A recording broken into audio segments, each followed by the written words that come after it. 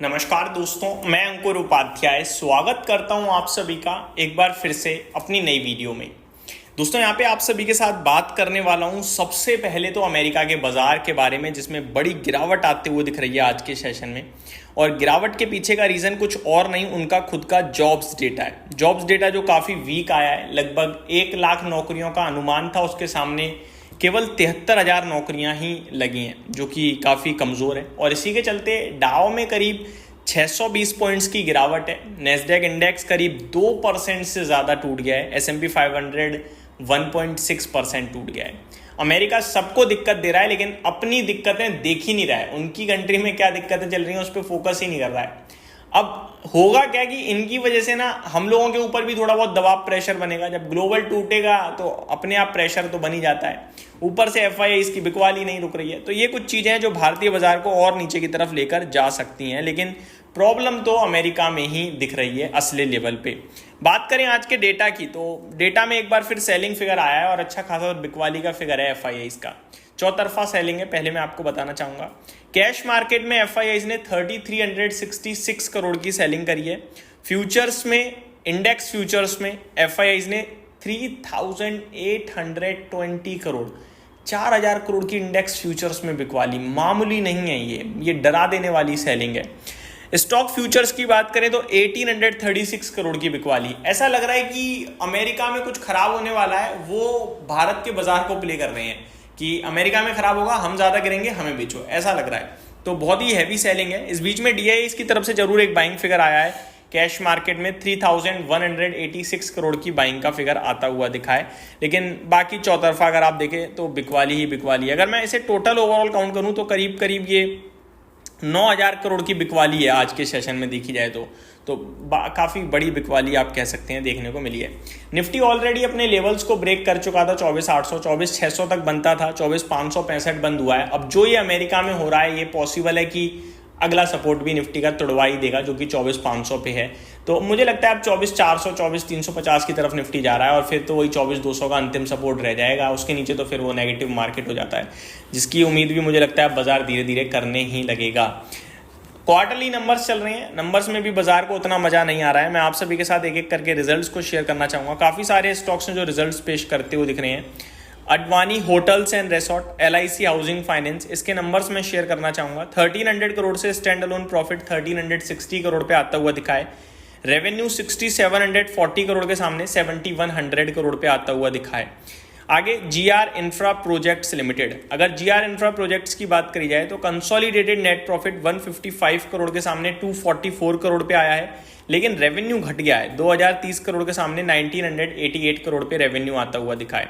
EBITDA margins company के 18.13% से 20.03% पे आते हुए दिख रहे हैं, और एबिटा 368 करोड़ के सामने 398 करोड़ पे आता हुआ दिख रहा है। MCX, इसके नंबर्स भी दमदार आए हैं, साथ ही साथ कंपनी ने स्टॉक स्प्लिट भी अनाउंस करा है।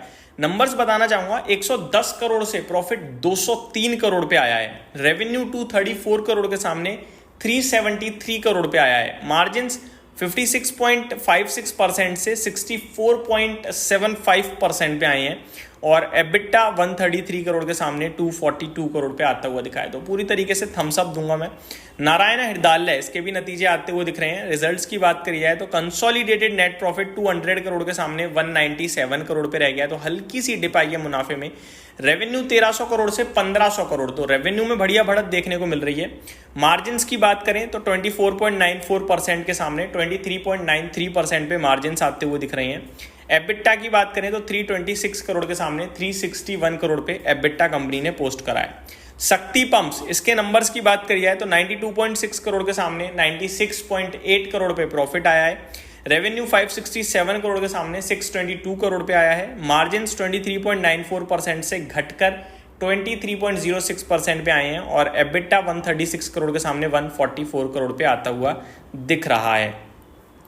स्टाइल बाजार रिटेल, इसकी बात करी जाए तो मुनाफा आ गया है कंपनी का घाटे से। लगभग 38 लाख के घाटे के सामने कंपनी ने 2.1 करोड़ का प्रॉफिट पोस्ट करा है, काफ़ी शानदार।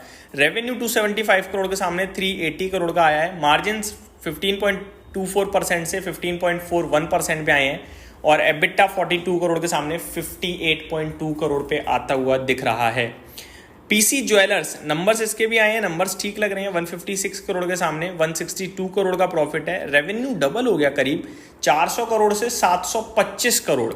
मार्जिन्स में भी बढ़त आई है 12.86% से 17.56%।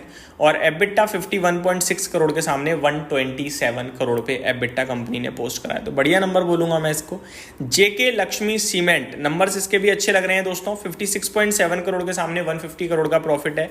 रेवेन्यू 1663 करोड़ के सामने 1740 करोड़ का प्रॉफिट है। एंड 1740 करोड़ का रेवेन्यू है। एबिटा 15.06% से 19.13% पे मार्जिन्स आए हैं।